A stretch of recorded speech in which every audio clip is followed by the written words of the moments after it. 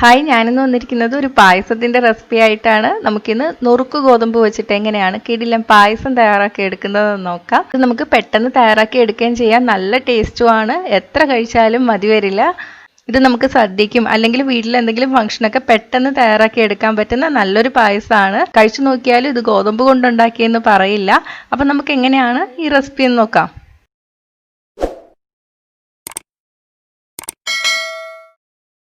അപ്പോൾ ഇത് തയ്യാറാക്കാൻ വേണ്ടിയിട്ട് ഞാൻ 1 കപ്പ് നുറുക്ക് ഗോതമ്പാണ് എടുത്തിരിക്കുന്നത്. നിങ്ങൾ ഏത് കപ്പിലാണോ നുറുക്ക് ഗോതമ്പ് അളന്നെടുക്കുന്നത് ആ കപ്പിൽ തന്നെ എല്ലാം അളന്നെടുക്കുക. ഇനി ഇതൊന്ന് നന്നായിട്ട് കഴുകിയെടുക്കാം.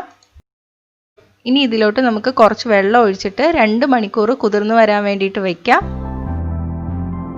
ഇപ്പോൾ 2 മണിക്കൂർ കഴിഞ്ഞിട്ടുണ്ട്. ഗോതമ്പൊക്കെ നന്നായിട്ട് കുതിർന്ന് വന്നിട്ടുണ്ട്. ഇനി നമുക്ക് ഈ വെള്ളം ഒന്ന് വാർത്ത് കളയാം. കഴുകിയെടുത്തതിന് ശേഷം ഞാൻ കുക്കറിൽ ഇട്ട് കൊടുത്തിട്ടുണ്ട്. ഇനി ഇതിലോട്ട് നമുക്ക് 2 കപ്പ് വെള്ളം ഒഴിച്ചു കൊടുക്കാം. ഇനി ഇത് അടച്ചു വെച്ചിട്ട് 2 വിസിൽ വരുന്നവരെ വേവിച്ചെടുക്കാം. മീഡിയം ഫ്ലെയിമിൽ ഇട്ടിട്ട് വേണം വേവിക്കാൻ. ഇത് വേവിക്കുമ്പോൾ ശ്രദ്ധിക്കുക, വിസിൽ വരുമ്പോൾ വെയിറ്റിൽ കയറി അടഞ്ഞിരിക്കാൻ ചാൻസ് ഉണ്ട്. പിന്നെ നമ്മൾ കുതിർത്തി എടുത്തുകൊണ്ട് അധിക സമയം വേവിക്കേണ്ട കാര്യമില്ല. 2 വിസിൽ മാത്രം വന്നാൽ മതി. 2 വിസിൽ വന്നപ്പോൾ ഞാൻ ഓഫ് ചെയ്തിട്ടുണ്ട്. ഇനി നമുക്ക് പ്രഷർ പോയതിന് ശേഷം തുറന്നെടുക്കാം. അപ്പോഴത്തേക്ക് നമുക്ക് തേങ്ങാപ്പാൽ തയ്യാറാക്കി എടുക്കാം. ഞാനിവിടെ 1.5 കപ്പ് തേങ്ങയാണ് എടുത്തിരിക്കുന്നത്. ഇനി ഇതിലോട്ട് 1 കപ്പ് വെള്ളം ഒഴിച്ചിട്ട് മിക്സിയിൽ നന്നായിട്ട് അരച്ചെടുത്തിട്ട് പിഴിഞ്ഞെടുക്കുക. അപ്പോൾ 1-ാം പാൽ കിട്ടും. അതിനുശേഷം തേങ്ങാക്കൊത്തിലോട്ട് 2 കപ്പ് വെള്ളം ഒഴിച്ചിട്ട് നന്നായിട്ട് അരച്ചിട്ട് പിഴിഞ്ഞെടുക്കുക. അപ്പോൾ 2 കപ്പ് 2-ാം പാലും കിട്ടും. തേങ്ങാപ്പാൽ ഉണ്ടാക്കി എടുക്കുമ്പോൾ ഇളം ചൂടുവെള്ളം ഒഴിച്ചിട്ട് അരച്ചെടുത്താൽ നല്ല കട്ടിയുള്ള പാല് കിട്ടും. ഇനി നമുക്ക് ശർക്കര ഉരുക്കിയെടുക്കാം. ഞാനിവിടെ 1.5 കപ്പ് ശർക്കരയാണ് എടുത്തിരിക്കുന്നത്. മധുരം നിങ്ങളുടെ ടേസ്റ്റിനനുസരിച്ചിട്ട് മാറ്റം വരുത്താം. കൂടുതൽ ഇഷ്ടമുള്ളവർക്ക് കൂടുതൽ ശർക്കര ചേർക്കാം. കുറവാണെങ്കിൽ അതിനനുസരിച്ചിട്ട് ശർക്കര കുറച്ചാൽ മതി. ഇനി ഇതിലോട്ട് 1 കപ്പ് വെള്ളം ഒഴിച്ചു കൊടുക്കുക. ഇനി ശർക്കര നന്നായിട്ട് ഉരുകി വരണം. ഇപ്പോൾ ശർക്കര ഉരുകി തിളച്ച് വന്നിട്ടുണ്ട്. ഇനി നമുക്ക് തീ ഓഫ് ചെയ്യാം. തീ ഓഫ് ചെയ്തതിന് ശേഷം നന്നായിട്ട് അരിച്ചിട്ട് മാറ്റി വയ്ക്കാം. ഇനി ഒരു പാനിലോട്ട് 3 ടേബിൾ സ്പൂൺ നെയ്യ് ഒഴിച്ചു കൊടുക്കാം. നെയ്യ് ചൂടായിട്ട് വരുമ്പോൾ 1 ടേബിൾ സ്പൂൺ തേങ്ങാക്കൊത്ത് ചേർത്ത് കൊടുക്കാം.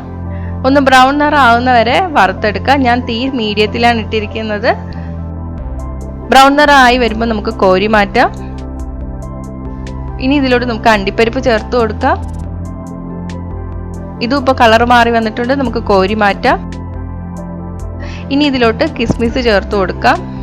തേങ്ങാക്കൊത്തിനും അണ്ടിപ്പരിപ്പിനും മുന്തിരിക്കൊന്നും അളവില്ല. നിങ്ങളുടെ ഇഷ്ടത്തിനനുസരിച്ചിട്ട് ചേർക്കാം കേട്ടോ. ഇനി ഇത് കോരി മാറ്റാം. തീ മീഡിയത്തിലാണ് ഇട്ടേക്കുന്നത്. തീ സിമ്മിലോട്ട് ഇടുക.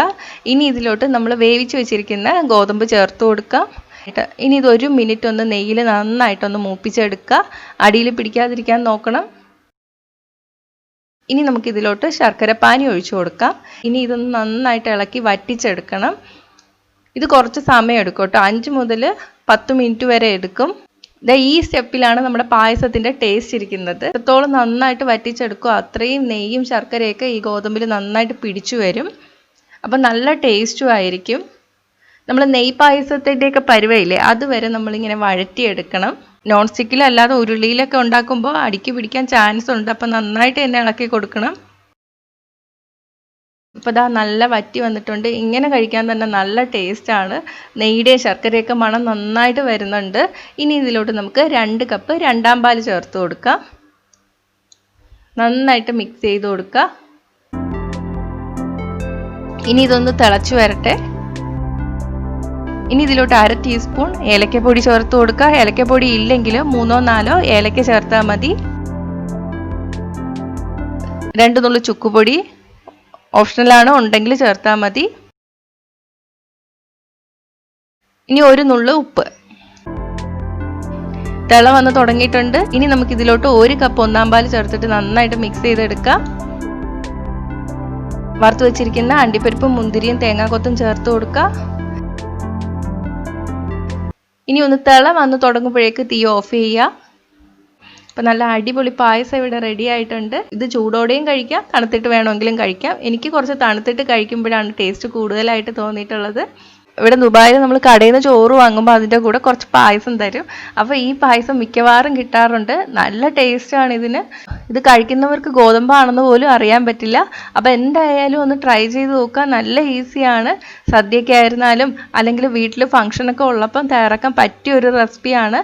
അപ്പോൾ ഉണ്ടാക്കി നോക്കിയിട്ട് നിങ്ങളുടെ അഭിപ്രായം കമൻറ്റ് ചെയ്യുക. ഇഷ്ടമായെങ്കിൽ ലൈക്കും ഷെയറും ചെയ്യുക. ഇഷ്ടപ്പെട്ടില്ലെങ്കിൽ ഡിസ്ലൈക്കും ചെയ്യുക. കൂടുതൽ റെസിപ്പികൾക്കായിട്ട് ചാനൽ ഇതുവരെ സബ്സ്ക്രൈബ് ചെയ്യാത്തവർ സബ്സ്ക്രൈബ് ചെയ്യാൻ മറക്കല്ലേ. അപ്പോൾ അടുത്തൊരു റെസിപ്പി ആയിട്ട് കാണാം. ബൈ.